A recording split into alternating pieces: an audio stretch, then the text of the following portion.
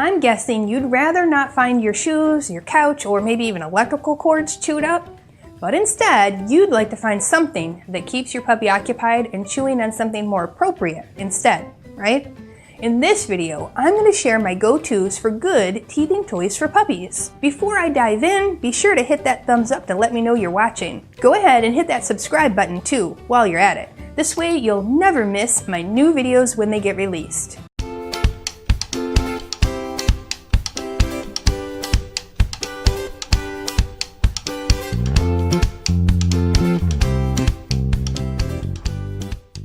First things first, your puppy is like a little land shark. They have razor sharp teeth and an insatiable urge to chew. You probably noticed that already, or you're about to. This is a natural behavior for almost all dogs. Keep in mind, it's up to us to make sure our pups don't have access to things you don't want chewed. Your puppy doesn't know that the couch is off limit or your shoes shouldn't be their favorite teething toy. If you don't want those things destroyed, then don't leave them out for puppy to chomp on. Contrary to popular belief, they do not know better and will chew anything they have access to. Now, I hear that response often when frustrated puppy owners tell me their dog chewed up something they weren't supposed to. I mean, let's be honest here. If they knew better, they wouldn't have chewed it in the first place. This means fabrics, woods, cords, carpets, they're all fair game to pups, and even some determined chewers will sink their teeth into metal and rocks. Now, when a puppy is going through the teething stage, which can start about 2 months and continue all the way through about 8 months, even longer for some select few, your puppy will want to soothe those sore gums and satisfy their need to chew. Yep, that's right, their need to chew. This isn't a behavior we can just make go away or stop with some magic command. We do need to embrace their natural behavior and offer more appropriate items to sink their teeth into. Now, when you're looking for appropriate teething and chewing toys, consider picking things that can't easily be destroyed within minutes. This means softer toys with stuffing or loosely braided rope toys, or toys with tiny pieces attached to them, or strings hanging off. They're not good for choices for teething puppies. If you do give your pup softer toys, these would be under supervision only and never would be left in their crate when you leave. Some dogs love to deconstruct a toy in a matter of seconds since it feels good to them, and they often seek to destroy the squeaker inside too. This is such a satisfying behavior for many dogs. Many dogs who destroy toys eat the pieces they pull off or swallow stuffing. This poses a health issue when it becomes lodged in their stomach and their intestines. Often, surgery is required to remove these things that can't pass through a puppy's system. I also recommend that you avoid giving your pup toys that resemble your own personal items. I was at a student's home for a private lesson once, and I saw that she had given her pup one of her old slippers to chew on, but she couldn't get her pup to stop chewing on her brand new slippers. And a puppy can't reason and determine which one is okay to chew on and which one isn't. They are the same to your puppy. At another student's home, they had given their new puppy an old pair of jeans to chew on, thinking the stronger material would last longer. They couldn't understand why their puppy wouldn't stop chewing on the legs of their pants. It's because they were the same material as the pair of pants they had given their puppy. There are a few items that I've heard vets recommend too, such as washcloths or tied up socks. This shocks me. These are the same vets that have had to remove these things from many of their patients over the years.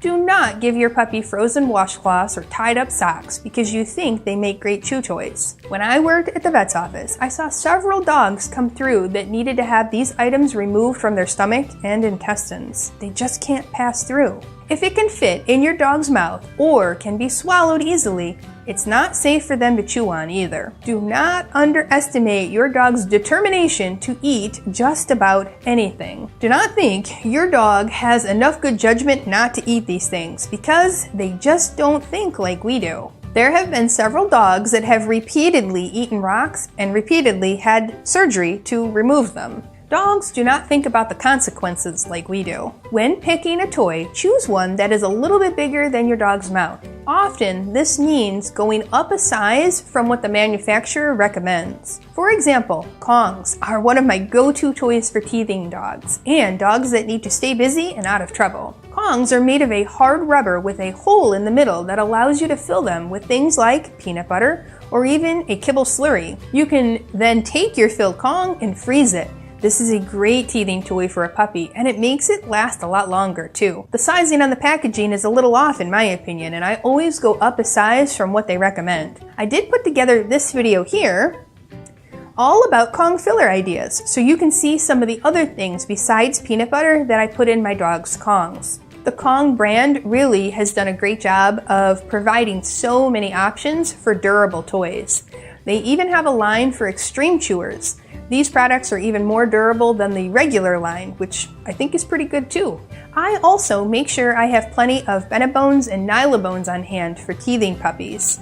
I'll put a link to all these items I mentioned in the description below this video, including our free new puppy starter kit.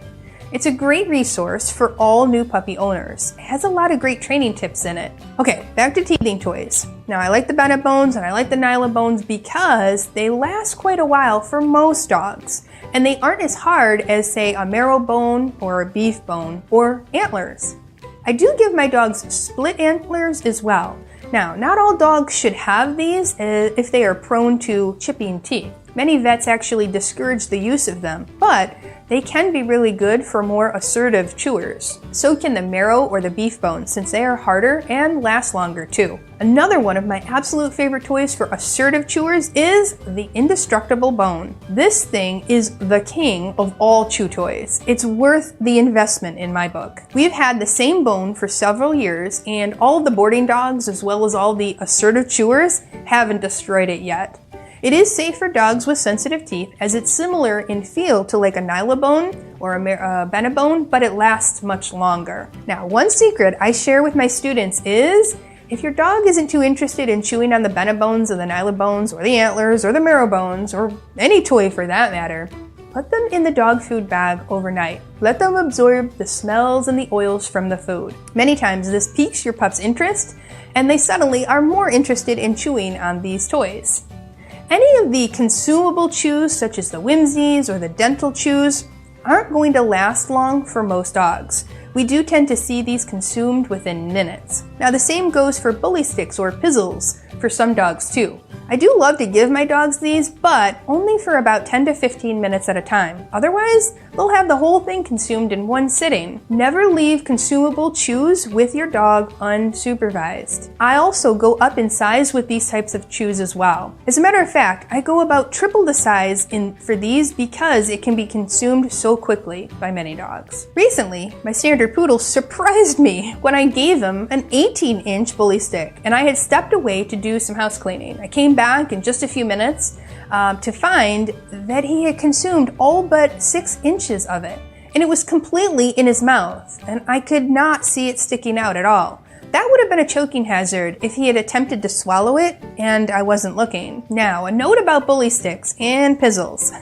Make sure you read the packaging and pick the ones that say less odor or odor-free. Some of these can stink up your house and make your stomach turn. The same goes for the hoofs and the yak horns too. I don't give my dogs these for that reason. They smell absolutely terrible when the dogs chew on them. Now, the Himalayan Dog Chew tends to be a favorite among heavy chewers as well, and teething puppies too. Now, my Cavalier and my Great Dane are heavy chewers.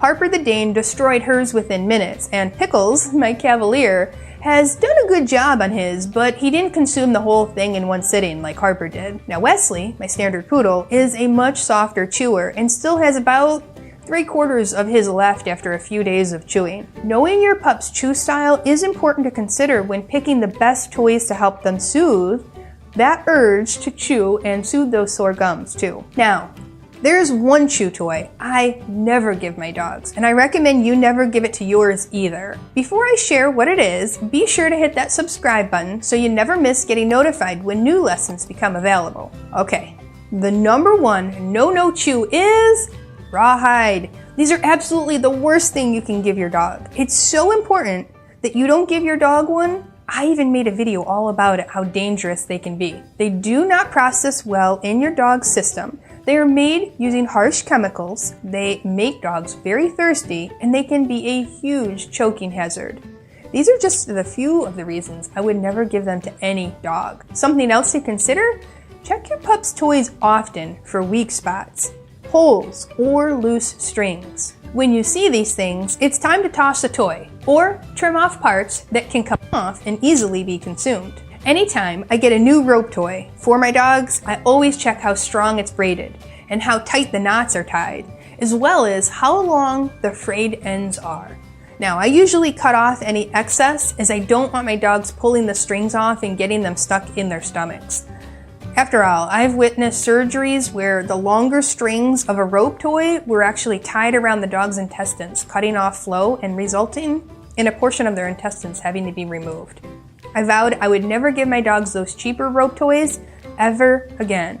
And all my rope toys get trimmed before they're given to my dogs. Alright, in the comments below, tell me which teething toy will you be giving your puppy to help soothe those sore gums?